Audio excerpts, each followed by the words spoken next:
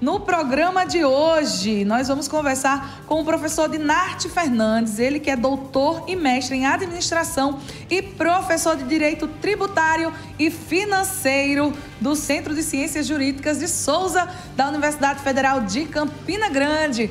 Muito boa tarde, professor Dinarte Fernandes, seja muito bem-vindo ao programa Olho Vivo.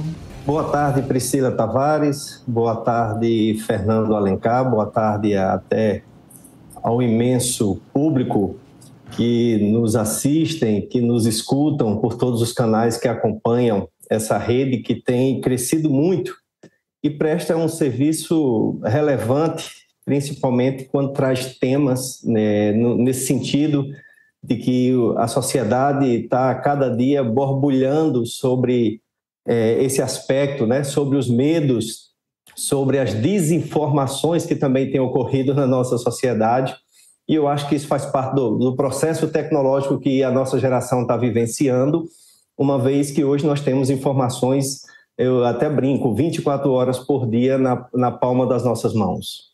Isso é verdade, professor Dinarte, e uma delas, né, do que está gerando muita polêmica e muita confusão entre as pessoas é em relação às novas regras que diz respeito ao Pix e ao cartão de crédito. E eu queria que o senhor começasse explicando para a gente, né, para os nossos ouvintes, para os nossos telespectadores, do que se trata essa mudança, né? Como vai ser esse controle que as pessoas estão comentando tanto do Pix e do cartão de crédito? Priscila, na verdade, a nossa vida com essas nossas tecnologias tem sido monitoradas em todos os aspectos. Quando o próprio Estado não monitora, nós fazemos questão de expor, né? Eu acho que isso é uma nova conjuntura que a gente vive socialmente falando e não poderia ser diferente em todas aquelas ferramentas que o Estado sempre teve à sua disposição, como é o caso da Receita Federal, e o que se vê, na verdade, é uma ampliação no sentido desse acompanhamento, né? Até pouco tempo nós tínhamos que os bancos, de uma certa forma, informavam ao Banco Central todas as movimentações financeiras, e o que a Receita Federal fez, a partir da Instrução Normativa 2219, lá de 2024, foi trazer para si esse acompanhamento, no sentido de que a Receita não precisa mais, assim como o COAF, que toma de conta daquele acompanhamento da lavagem de dinheiro no nosso país, né, e outros crimes, a Receita Federal passa a acompanhar de forma sistemática, mensal, as movimentações para pessoas físicas acima de R$5.000, pessoas jurídicas acima de R$15.000, e essas informações serão prestadas semestralmente. Isso significa dizer que todas as movimentações de janeiro a junho deverão ser entregues à Receita Federal por todas as instituições financeiras ali no mês de agosto, e de julho a dezembro de 2025 deverão ser entregues ali no mês de fevereiro de 2026. Isso é algo novo? Não.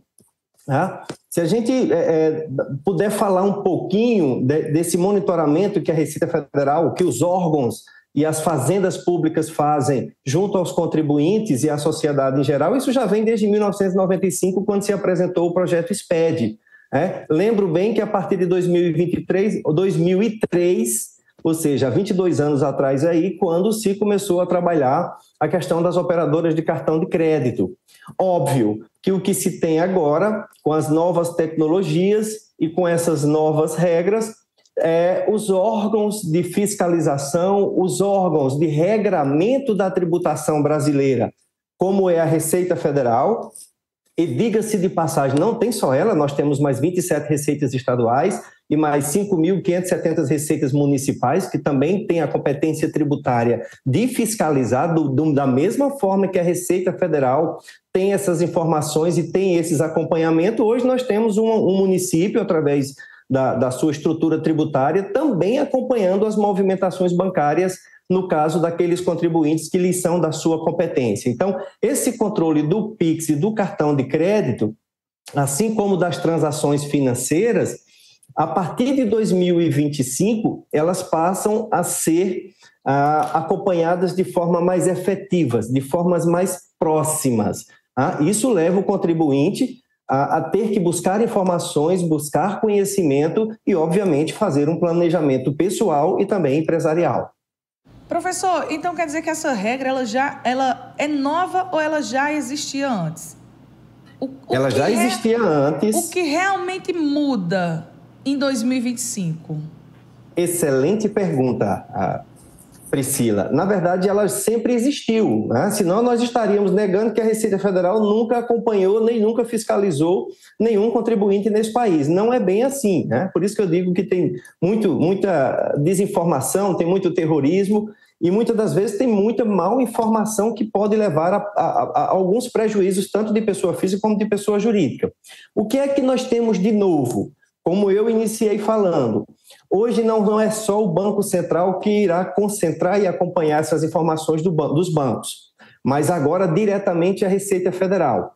Além disso, nós tivemos uma ampliação de base de informações. O que isso significa dizer? Somente os bancos institucionais é quem faziam essas transmissões de informações. Com essa nova instrução normativa de 2024, todas as instituições financeiras estarão no mesmo pé de igualdade obrigacional de transmitir as informações que os bancos sempre tiveram.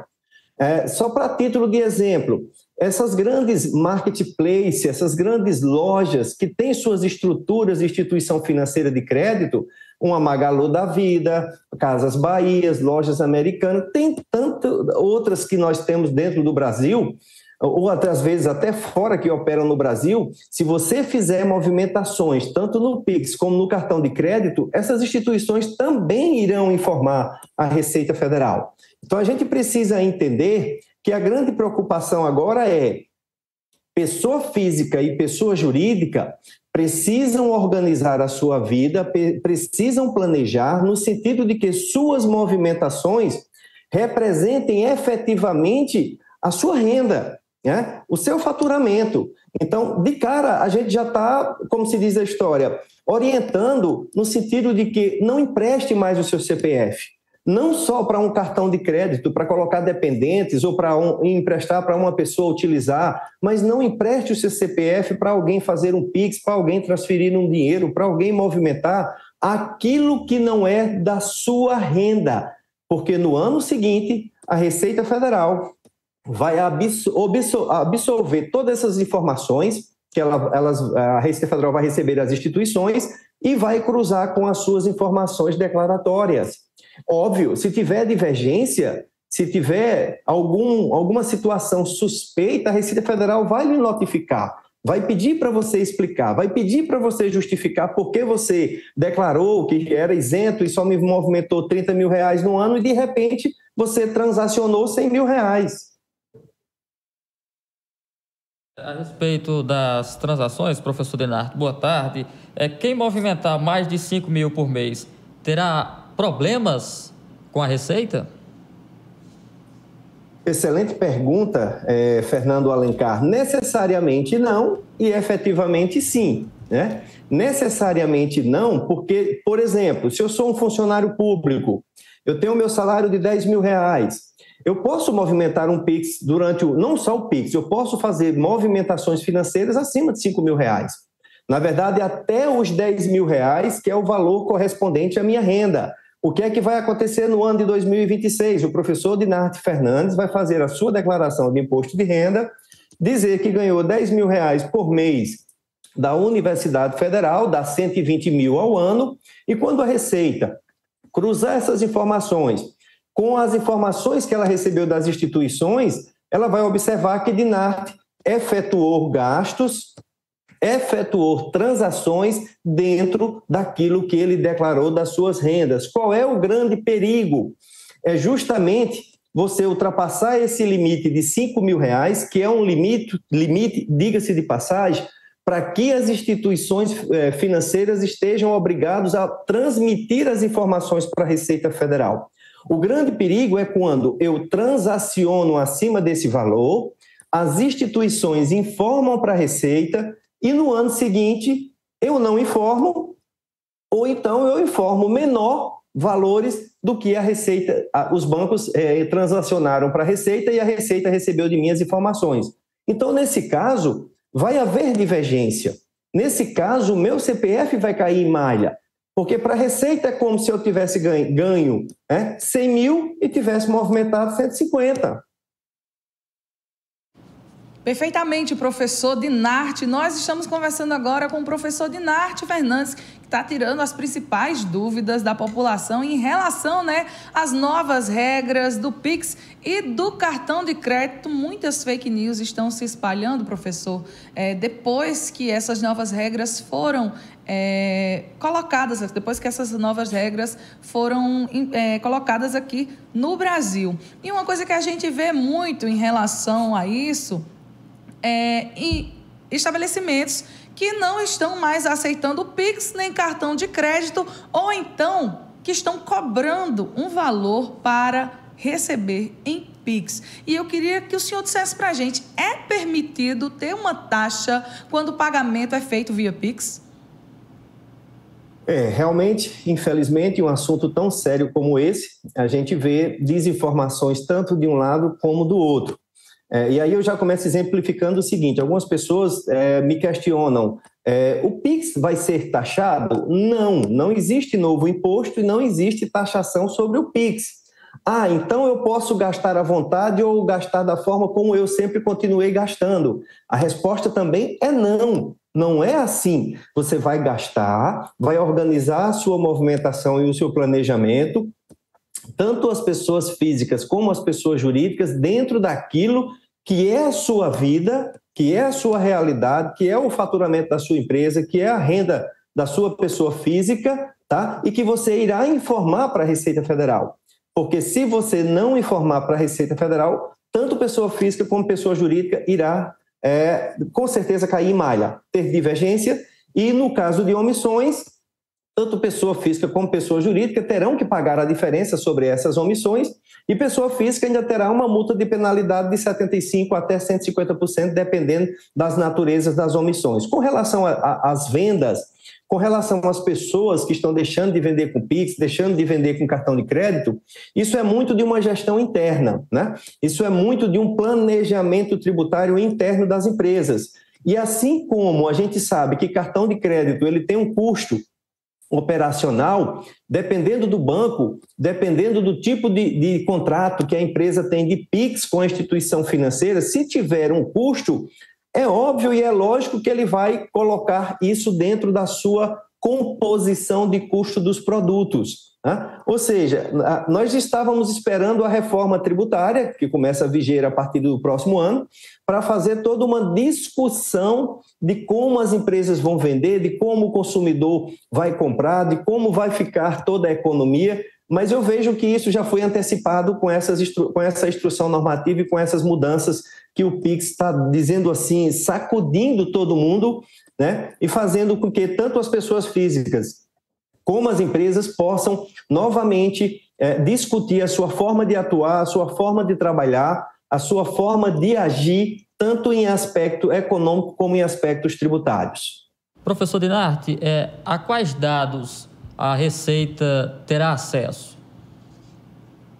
A Receita Federal sempre teve acesso e, nesse caso, ela antes fazia via Banco Central e agora ela vai fazer diretamente através das instituições financeiras a todas as transações financeiras que forem, digamos assim, informadas para ela através dos bancos e demais instituições. A título de exemplo, não é apenas só o Pix, tá?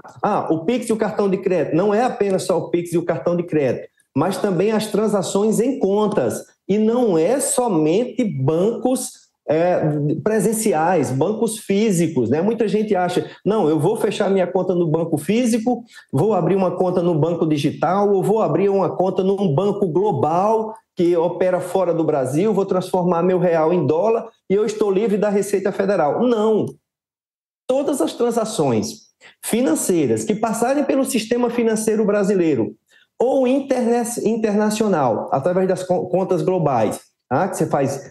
você compra, você faz investimento, e elas têm convênio com o Banco Central e agora com a Receita Federal, todas elas somadas serão informadas para a Receita Federal desde que ultrapasse o limite mensal de R$5.000 para a pessoa física e de R$15.000 para a pessoa jurídica. Professor Dinarte, como que essas novas instruções normativas, elas afetam diretamente, digamos, as pessoas que recebem 1 ou 2 salário mínimo? Elas afetam elas diretamente? E se sim, na verdade, como ela afeta? Vamos lá. Aí você tocou num ponto importantíssimo, que é a questão do limite de obrigatoriedade para a gente fazer a declaração do imposto de renda e da nossa cultura financeira, né? Então, se eu sou um cidadão, que eu ganho apenas 2 salários mínimos, que eu ganho apenas o salário mínimo ou salário comercial, que eu não transaciono mais de que R$ 2.500 por mês no meu CPF, eu continuo despreocupado. A Receita Federal não vai receber informações minhas e nem eu estarei obrigado a apresentar a declaração do imposto de renda todos os anos, uma vez que eu vou estar abaixo daquele limite obrigatório de R$30 mil, que é uma das regras para apresentar a DIRPF. Né? Até aí, tudo bem. Tá? O grande problema é que nós sabemos que, culturalmente, nós temos sempre um chefe de família que ele tem um cartão e ele gera dependentes para os filhos, para a esposa, ele tem a conta dele, que ele recebe salário, mas os demais membros da família também costumam usar essa mesma conta, até por uma economia de taxas em bancos. Então, o que é que a gente observa, que é uma cultura do brasileiro, né, financeiramente falando, é de usar e filtrar toda uma transação financeira apenas em um CPF. Isso sim vai causar problemas para aquela pessoa que só ganha um salário mínimo, mas ela transaciona no CPF dela outros valores que sequer pertencem a eles, tanto no cartão de crédito quanto na questão da conta bancária. Então, a orientação é: precisamos novamente conversar, levar informações às casas das pessoas, o que vocês estão fazendo aqui de forma belíssima, não só com a minha entrevista, mas com todas as outras informações que vocês conseguem levar durante toda a programação de vocês, tá? E dizer para as pessoas que apenas transacione aquilo que efetivamente vocês ganham e vocês comprovam ou que vocês possam declarar no ano seguinte. E minha filha que vai precisar de um cartão, se ela tem renda, minha esposa, que tire um cartão para o CPF dela, que abra uma conta para o CPF dela, porque se eles se planejarem e se organizarem no sentido de transacionar efetivamente aquilo que é seu, você não terá problema com a Receita Federal. Nós estamos conversando com o professor Dinarte Fernandes, ele que é doutor e mestre em administração e professor de Direito Tributário e Financeiro no Centro Jurídico de Souza, da Universidade Federal de Campina Grande, tirando todas as dúvidas, né, sobre as novas normas, as instruções normativas e as regras do Pix e do cartão de crédito, fazendo isso de forma brilhante. A gente agradece muito, professor. Muita gente que está nos escutando agora em casa, pela nossa rede de rádios, pelas nossas redes sociais, pelo YouTube, pelo canal 3 da Netline Play, está com dúvidas em relação a essas novas regras referente ao Pix e ao cartão de crédito. E, professor, eu queria que o senhor trouxesse a sua opinião em relação, por exemplo, a gente está passando, eu acredito, Priscila Tavares, acredito que muito dessas fake news, dessa desinformação e desse medo que está gerando em toda a população faz parte da falta de uma educação financeira que a nossa sociedade, infelizmente, não tem. E eu queria que o senhor trouxesse sua opinião em relação a isso, em relação à educação financeira para a nossa sociedade. Priscila, você foi de uma pontualidade excepcional, né? Culturalmente, nós temos esse grande problema. O Estado nos deve isso. A gente precisa entender que dentro da estrutura educacional, eu creio que muitas das vezes você forma diversos profissionais, você forma diversas pessoas em todas as áreas, mas elas não estão preparadas para as finanças. Elas não estão preparadas nem para entender as finanças próprias, nem para entender as finanças do Estado, que ela compõe, que ela contribui, que ela sustenta, na palavra mais simples para o cidadão, né? Então, o que falta faz o conhecimento e a organização financeira, até no sentido que eu costumo dizer muitas das vezes, que as pessoas sem maldade, que as pessoas pobres, que as pessoas simples, isso eu estou falando de finanças, né? Elas, muitas das vezes, elas acabam tendo problemas com a Receita Federal, não no sentido do dolo, não no sentido porque ele quer, é mais justamente pela desinformação, é mais justamente pela falta de capacitação financeira, de educação financeira, não só para ser empreendedor, não só para crescer, para cuidar das próprias finanças, mas para entender que ele se compõe dentro de um Estado ao qual ele contribui e o Estado retorna essa estrutura financeira para ele em forma de serviços e que ele é responsável tanto pelas finanças pessoais como pelas finanças coletivas. Porque se todos nós não tivermos uma estrutura e concepção de cabeça individual, pessoal, eu não consigo construir um Estado forte. Eu digo que o Estado é forte não apenas quando o cidadão contribui, mas o Estado é forte quando o cidadão é forte, quando o cidadão não tem seu nome ali, digamos, negativado, quando o cidadão tem a estrutura financeira para ele gerar consumo consciente, para ele gerar um consumo sem gerar inflação, para ele gerar um consumo que gere desenvolvimento, que gere renda. Então, infelizmente, essa parte da falta, da omissão do Estado para com a educação financeira em toda a sociedade nos causa um dano que é um dano assim, e a gente percebe isso bem agora, isso fica claro agora.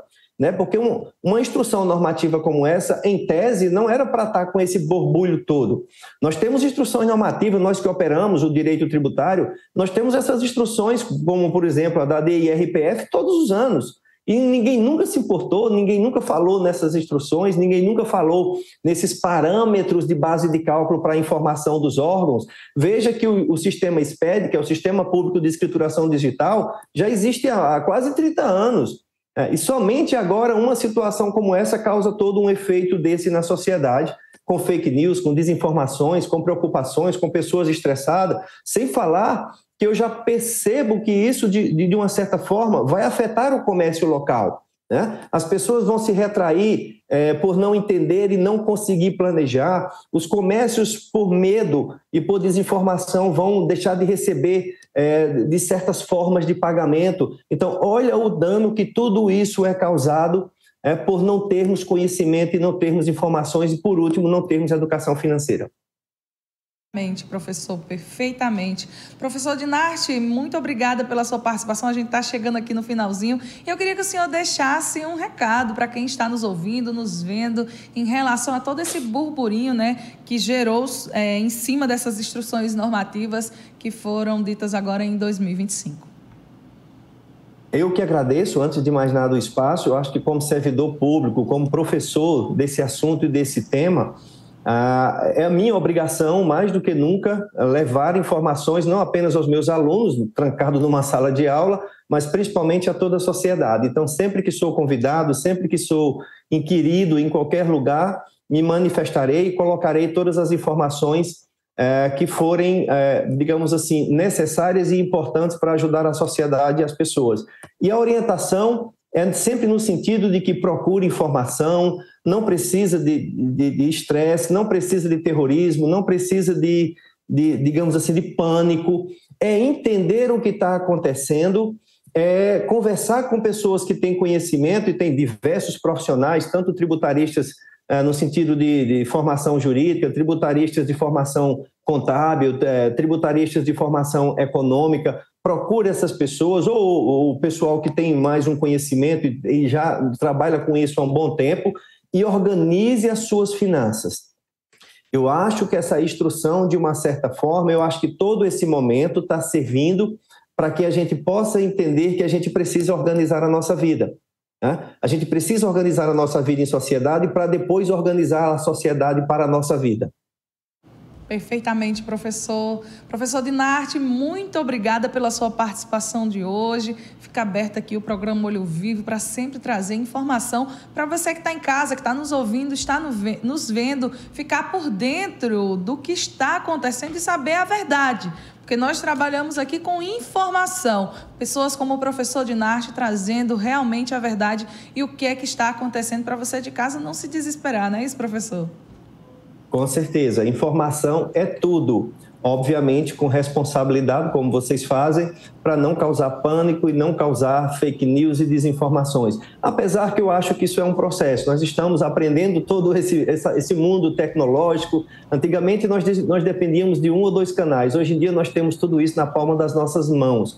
Eu digo que isso é uma questão transitória, que mais cedo ou mais tarde a gente vai se colocar nos trilhos e vai usar toda essa tecnologia de forma responsável.